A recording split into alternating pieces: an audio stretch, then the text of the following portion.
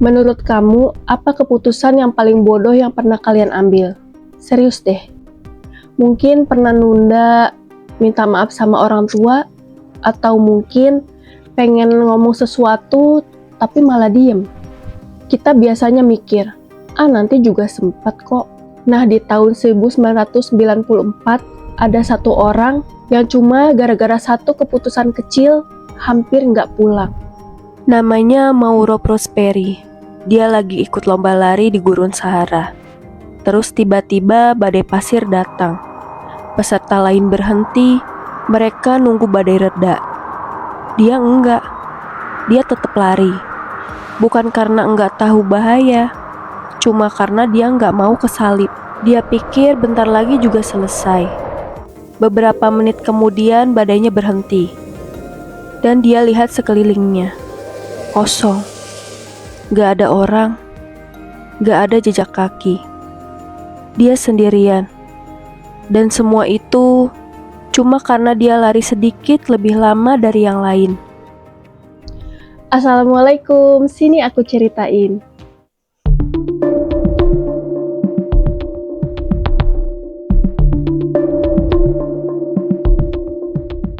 Oke, bayangin ya. Dia baru berhenti lari. Napasnya masih ngos-ngosan. Debu badai pasir masih nempel di muka. Dia buka mata. Sepi. Gak ada panitia, gak ada peserta lain, cuma angin gurun. Dia nengok ke belakang. Harusnya kelihatan jejak kakinya, tapi gak ada. Hilang ketutup angin. Di situ dia baru sadar, ini bukan kepisah rombongan. Dia nyasar. Udah gitu, dia cuma bawa tas kecil. Isinya cuma makanan kering sedikit, kompas, dan air. Yang tinggal sedikit. Awalnya Mauro masih tenang. Dia pikir, ya udah tunggu aja pasti dicariin. Panitia pasti merasa kehilangan satu pesertanya. Jadi dia nunggu. Duduk di pasir. Sesekali teriak. Berharap ada yang jawab. 1 jam, 2 jam, gak ada siapa-siapa. Yang ada malah matahari makin tinggi. Berdiri mulai pusing, bibir mulai kering. Akhirnya dia ngerti. Kalau dia tetap di situ, dia bakal kehabisan tenaga duluan. Jadi dia mutusin buat jalan lagi. Pelan. Dia pilih satu arah yang menurut dia paling masuk akal. Masalahnya, semua bukit pasir kelihatan sama. Jam demi jam lewat. Awalnya dia masih yakin bakal ketemu sesuatu. Tapi makin lama, yang berubah bukan pemandangannya, tubuhnya. Akhirnya dia hemat banget, minum cuma seteguk. Beberapa jam kemudian badannya mulai bereaksi. Keringatnya berhenti keluar, padahal matahari masih nyengat. Bibirnya pecah sampai nempel waktu dia coba ngomong. Lidahnya lengket, nelan aja sakit. Tenggorokannya perih tiap narik nafas. Kepalanya mulai pusing. Kalau berdiri terlalu cepat, bikin pandangannya gelap sebentar. Tangannya mulai gemetar halus. Angin gurun lewat, bukan bikin adem, malah bawa pasir halus nempel di kulit. Kena muka rasanya perih. Dan di situ dia sadar. Ini bukan cuma soal nyari arah lagi. Tubuhnya mulai kalah duluan. Matahari akhirnya turun. Awalnya dia lega, nggak panas lagi. Tapi beberapa menit kemudian dia sadar. Ini malah lebih parah. Begitu gelap datang, gurun jadi dingin banget. Siang tadi dia kepanasan. Sekarang dia menggigil. Dia cuma pakai baju lari tipis, nggak ada jaket, apalagi tenda. Dia duduk meringkuk di pasir, nyoba nahan hangat dari badannya sendiri. Dan malam itu, dia nggak bisa tidur. Sepi banget, nggak ada lampu, nggak ada suara kendaraan, nggak ada tanda manusia. Cuma angin yang sesekali lewat. Kadang kedengaran kayak ada orang di kejauhan. Di situ dia mulai takut. Bukan takut hewan, tapi takut sama pikirannya sendiri. Dia mulai kepikiran rumah, keluarganya, hal-hal kecil yang biasanya nggak pernah dia pikir. Rasa bersalahnya mulai datang. Dia mulai nanya ke dirinya sendiri, kenapa aku harus senekat ini? Kenapa aku nggak berhenti aja tadi? Dia lihat botol airnya, tinggal sedikit banget. Dia pengen minum, tapi dia tahu kalau dia habisin sekarang, besok dia nggak punya apa-apa. Jadi dia cuma basahin bibirnya sedikit, nahan hausnya. Dia bahkan mulai ngomong sendiri, bukan karena gila, tapi karena dia butuh dengar suara manusia, walaupun itu suaranya sendiri. Dia terus bilang ke dirinya, besok pagi pasti ada orang. Tapi waktu langit mulai terang, nggak ada siapa-siapa, nggak ada helikopter, nggak ada jejak. Cuma gurun lagi. Kondisinya makin lemah. Kepalanya ringan, kadang pandangannya kayak goyang. Sampai di kejauhan, dia lihat sesuatu yang beda. Bukan bukit pasir, bentuknya kotak, bangunan kecil. Dia sempat ragu itu beneran atau cuma bayangan. Tapi dia tetap jalan ke sana. Semakin dekat, semakin jelas. Bangunan tua dari tanah liat. Itulah Marabot, sebuah makam keramat di tengah gurun. Mauro berlari kecil ke sana, berharap ada orang atau minimal ada air. Dan nyatanya, kosong. Cuma debu dan pasir. Dia hampir putus asa. Lalu dia dengar sesuatu, suara kepakan. Dia nengok ke atas, di langit-langit ada banyak kelelawar nempel. Dan di detik itu Mauro tahu, kalau dia mau hidup, dia harus ngelakuin sesuatu yang gak pernah dia bayangin sebelumnya. Dia duduk lama di situ, lemas dan harapannya hancur. Dia lihat lagi botol airnya, hampir habis. Dia tahu kalau dia keluar lagi ke gurun dalam kondisi kayak gini, dia gak bakal kuat lama. Dia nengok ke atas lagi. Kelelawarnya masih nempel di langit-langit. Dia ragu, tapi rasa hausnya jauh lebih besar. Bukan karena dia mau, tapi karena dia mulai sadar. Dia gak punya pilihan lain. Akhirnya dia ambil satu kelelawar itu. Tangannya gemetar. Dan di momen itu, dia coba mikir satu hal, bertahan hidup. Rasanya mungkin menjijikkan, tapi buat Mauro, itu adalah minuman paling berharga yang pernah dia rasakan. Seenggaknya bikin dia tetap sadar hari itu. Besok harinya, setelah kejadian kemarin, dia diam cukup lama. Dia tahu satu hal, dia nggak bisa tinggal di situ. Marabot itu cuma tempat singgah. Nggak ada air, nggak ada makanan. Kalau dia nunggu di dalam, hasilnya sama aja. Akhirnya dia berdiri, jalan pelan. Kakinya terasa berat, badannya masih lemas. Dia masih di sekitar bangunan itu, nyoba ngumpulin tenaga sebelum jalan lagi. Tiba-tiba, dia dengar suara. Pelan dulu, lalu makin jelas. Suara baling-baling, helikopter. Untuk pertama kalinya sejak tersesat, dia yakin dia bakal ketemu orang. Dia teriak sekuat yang dia bisa.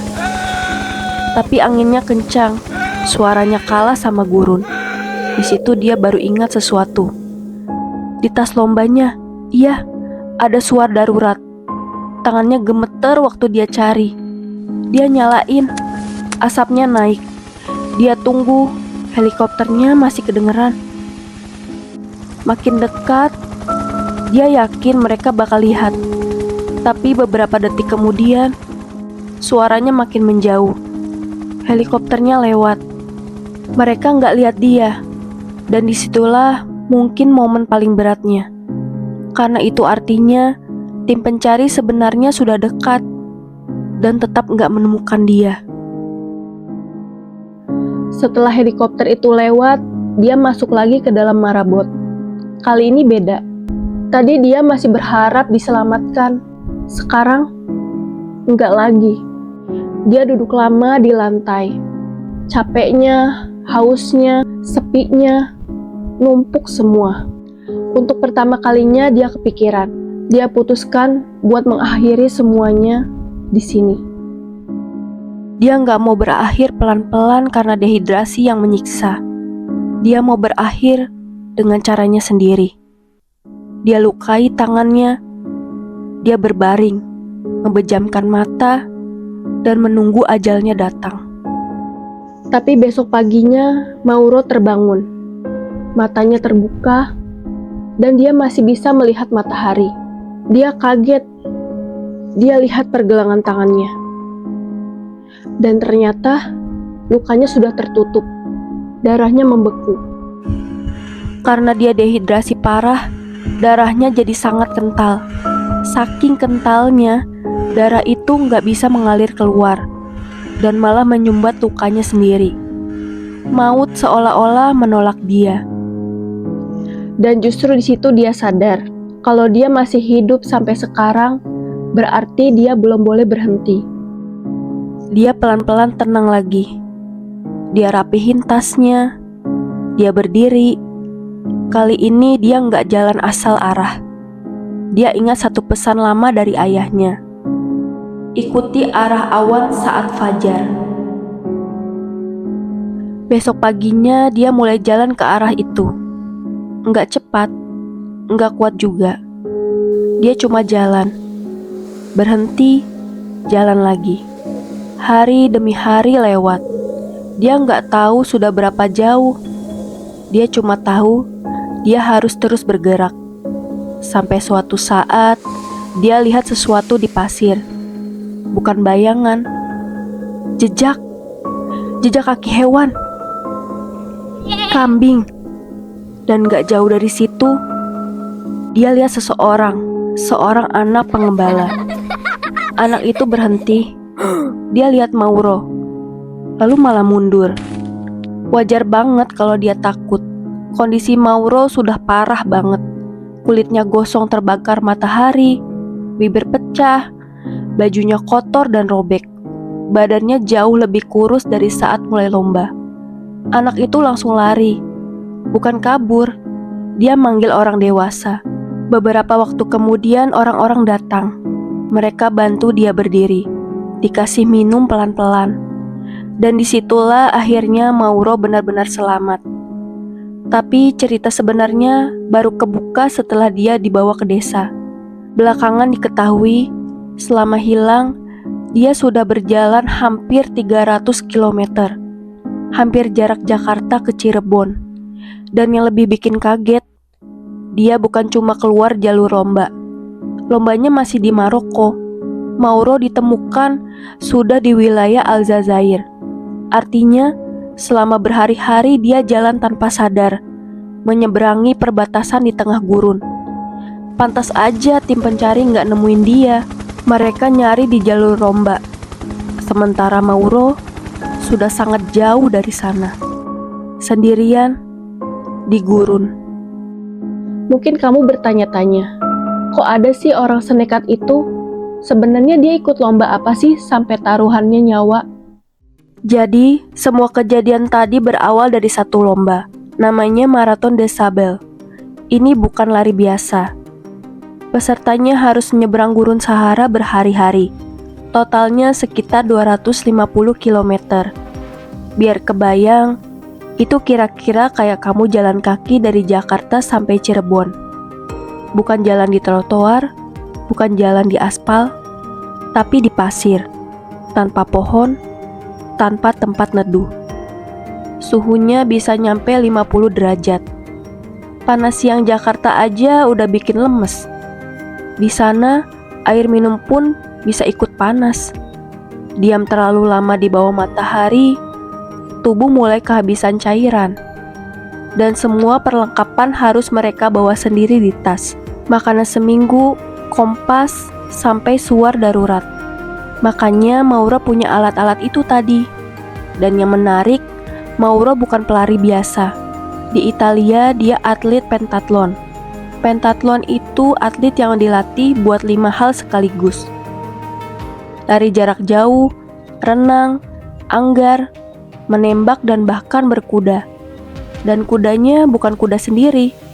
Dia harus langsung bisa beradaptasi sama kuda yang baru ditemuinya di lomba. Artinya, bukan cuma kuat fisik, tapi juga harus tenang dan cepat ambil keputusan di situasi sulit. Kerjaannya juga bukan kantoran, dia polisi hutan. Jadi dia terbiasa di alam liar. Secara fisik dan mental, dia justru termasuk peserta yang paling siap. Dan mungkin justru itu masalahnya. Waktu badai pasir datang, peserta lain berhenti dan berlindung. Dia enggak. Dia yakin masih bisa tetap lanjut. Dia terus lari. Karena dia nggak mau posisinya disalib. Dia pikir dia bisa menaklukkan gurun.